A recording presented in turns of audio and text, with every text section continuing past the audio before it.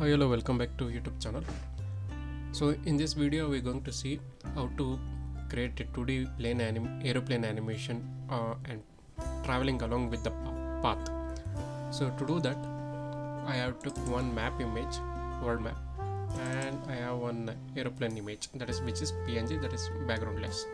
Come to composition, new composition or control N.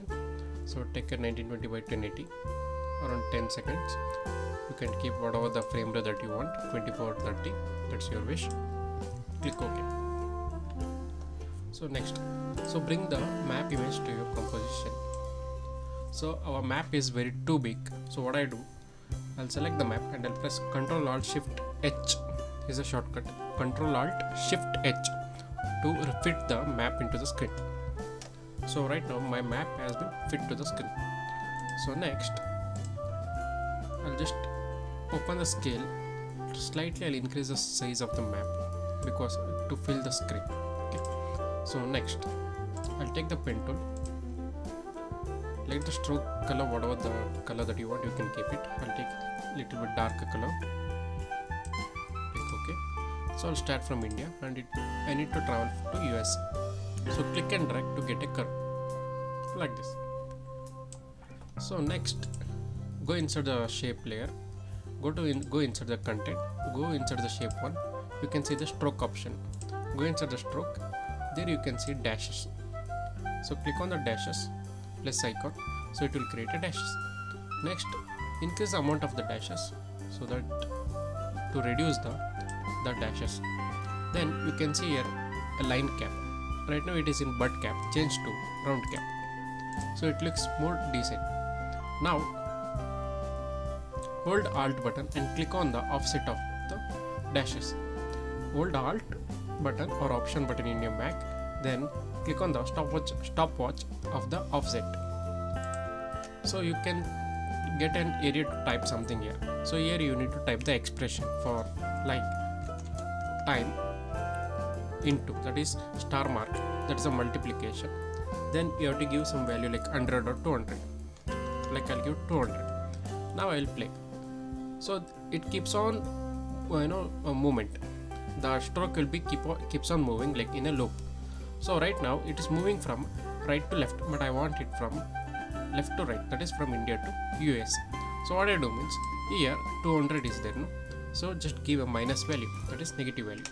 So if I play this, so it is moving from left to right. Now I'll go inside the tapper. Go inside the tapper, you can see the start and end length.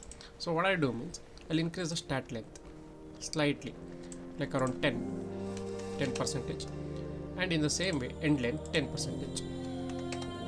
So it looks good. Both the end it will be thinner, the thickness will be thin. Okay, this looks good for me. Next come to the add the trim path.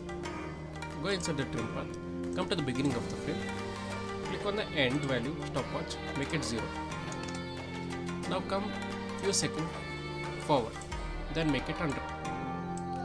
Then add a ease and ease by selecting keyframe, press F9. So it will convert to the ease and ease. Let us play the video. Okay, this looks good for me now. I'll close this. Let me save the file. Now I'll take the plane image. I'll add the plane image over here. So the plane image is too big, so I'll take the selection tool, press S for the selection and reduce the size.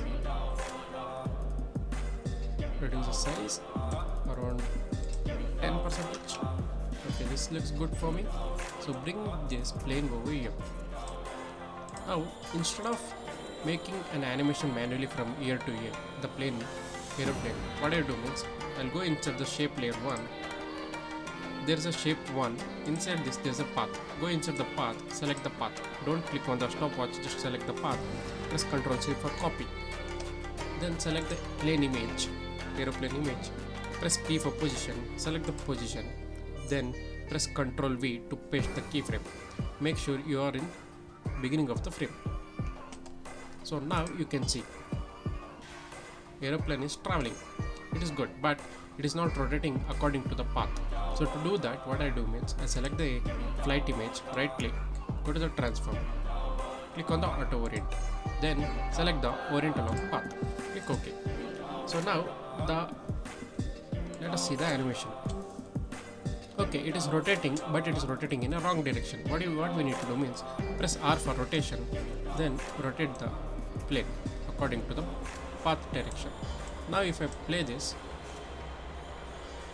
okay, this looks good for me. So what I do means I'll select the keyframe of the trim path, then I'll move exactly where this animation is ending, the position animation, over here. So now if I play this, it looks good for me. Even you can make an easiness for this position animation. Press F9 to make an easiness to smooth the animation. Okay, this looks good for me. Now what we need to do means I'll make a pop in and pop out animation for the aeroplane. So to do that, just press U to view all the keyframes that you have added. So select this keyframe, then move little more further. Now select the plane image, hold shift and press S to get the scale value. So when you hold shift and press the S with the position, you will also can see the scale properties. Now create a keyframe. Before you creating a keyframe, make sure to remember what the value over here. So I'll create a keyframe, then make it 0. Now come around 10 to 12 frames forward, make it 10 because it was the previous value that we add, 10. Now I'll come in between of this two keyframe and I'll make it 12. So now if I play this video, so it is popping up. Now I'll select these two keyframes, this 4 keyframes. Now I'll move it over here where this keyframe is ending. Now if I play this, the pop-up is happening and it's moving towards the left side. Now when this keyframe is ending, I'll copy these 3 keyframes of the scale, then I'll press Ctrl C to copy and Ctrl V to paste. But here also it will pop it on. Here also it will pop in animation happens. So what I do, I want to make it a pop out animation. So to do that, the selected keyframes, if it is not selected, select these 3 keyframes, only these 3 keyframes, then exactly right click on the keyframe. If you right click on some, you won't get some options. So right click over here, there you can see an option called keyframe assistant. In that you can get an option called time reverse keyframe. Click on this. So now if I play this, so there's a pop in and pop out animation. Both animation is happening in the animation. So once it is done, I'll select all these 3 keyframes, then right click, create a pre-compose. Once you've done the pre-compose, give a name for the pre-compose if you want, or else you can leave it like that. I'll give as a map. So map is my name of the new composition. So now what I do means I'll select this layer, go to the effects and presets. If it is not visible, go to Windows, Workspace, click on all panels. Then this panel will be visible. Go to effects and presets, click here and type CC sphere. CC sphere. Just either you can double click or you can drag and drop to the screen. So when you do that, you can see a globe kind of effect over on the screen. Means this pre-compose now turned into a kind of globe or a sphere or a earth, because we are already having a word map inside this composition, right? So now I'll come out of this. So here you can see some options for the effects control map. So here the radius is nothing but out to increase and decrease the size of the globe. So you can increase it like this and you can decrease it however you want. And here you will get in rotation. If you go inside the rotation, if you rotate the x-axis, it will rotate in a vertical way. If you rotate the y-axis, it will rotate in a horizontal way. That is how the earth rotates. In the z, it will rotate in a other way. So now here also we have some options like lights. You can increase and decrease the light intensity and color of the light. If I want, I can give some slight sunset kind of light. This looks good.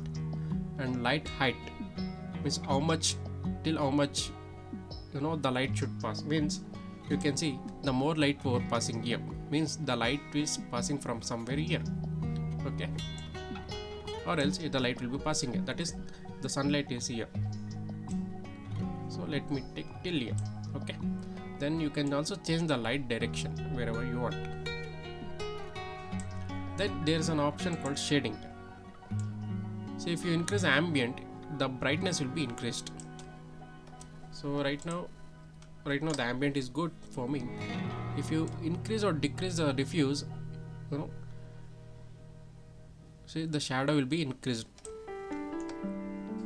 And specular, the light will increase more. You can see where here if you observe here, the lightness is increasing more. If it is in your circle or in your sphere, if there is too much of lightness, you can decrease the specular. So I'll rotate the Y axis first.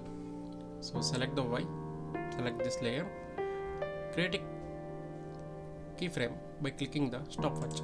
So the keyframe has been created. If you want to see the keyframe, press U button so that you can see the keyframe. Okay. In the same way, I'll click the radius stopwatch also to create a keyframe. I'll just press again so I can see both the keyframes. Okay. Now I'll come few seconds forward. Then I'll just increase the size by increasing the radius, and I'll also rotate it. This is good. Now come to the first frame where the earth is rotating. Here, this is where the flight is taking off. So now if I play this, okay, this looks good for me. Let me move this little more further, these two keyframes.